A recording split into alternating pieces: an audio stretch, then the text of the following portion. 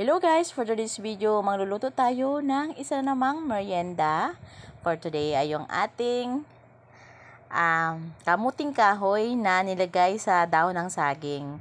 Ayan guys, meron kami dito binigay ni ate na yung kamuting kahoy at niluto namin. Ayan, ginadgad namin yan guys at pagkatapos ay piniga. Ayan, hanggang maalis yung katas niya. At nilagyan namin ito ng asukal at gatas. Yung gatas guys na nilagay namin ay yung maliit lang na Alaska na condense ang nilagay namin. At ito na guys, nagluto rin tayo dito ng bukayo. Ayan, yung murang buko ang ginamit ko dito at nilagyan ko ito ng asukal.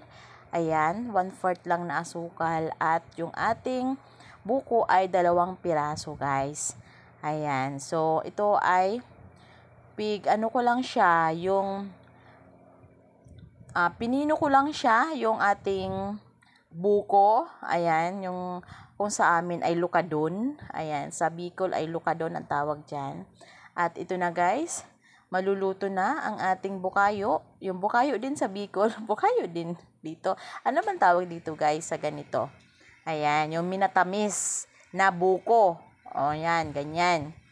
Ito ay okay na. At ilipat natin ito sa ating lalagyan. Ayan. So, sobrang tamis yan guys. At ito na ang ating ginawa kanina at yung ating bukayo. At meron din tayo ditong dahon na bigay pa rin ni ate. Ayan, pinagkuha pa tayo ng dahon. Yan. Salamat ate sa pagbigay sa amin ng kamuting kahoy at yung dahon ng saging. Ayan na guys. So, maggagawa na tayo at pagkita ko sa inyo kung paano ako gumawa ng ganito. Anong tawag sa inyo guys sa ganitong kakanin? Sa amin kasi parang latik ba tawag sa amin nito? O yung suman? Hindi ko lang alam kung anong tawag nito sa amin, pero nakikita ko lang kasi sa mga nagluluto na ganito ang ginagawa. Ano ba yan? Ganito ang ginagawa sa kamuting kahoy para masarap sa ating merienda. Ayan. Kaya lang ang paggawa ko, binalot ko lang ito sa dahon. Ayan, inaayos lang natin balot. Ayan guys, kailangan siya, yung bilog siya mahaba para talagang maganda ang kanyang pagkaluto. Ayan, so lulutuin pala natin to guys ng mahigit 1 oras. Ayan, para talagang lutong-luto ang ating kamuting kahoy na ginawa.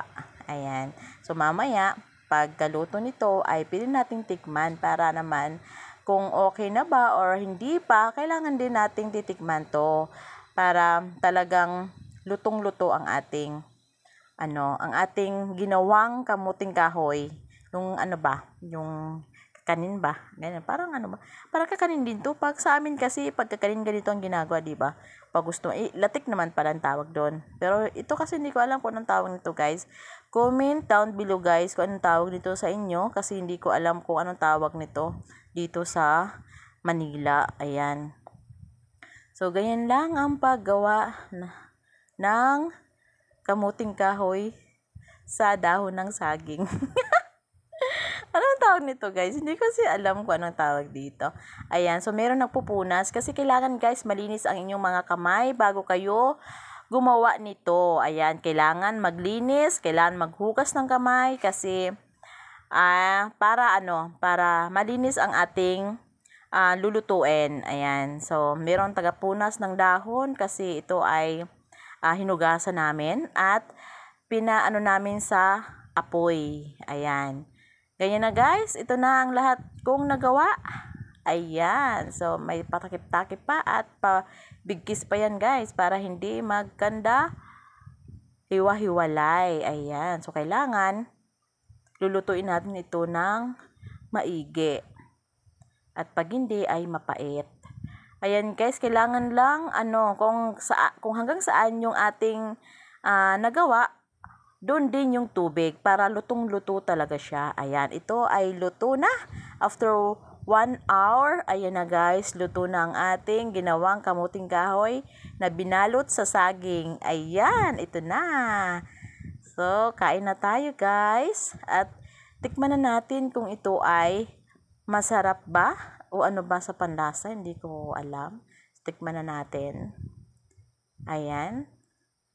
So, masarap nga siya. Kaso medyo natamisan lang ng konti. Ayan guys, thank you for watching.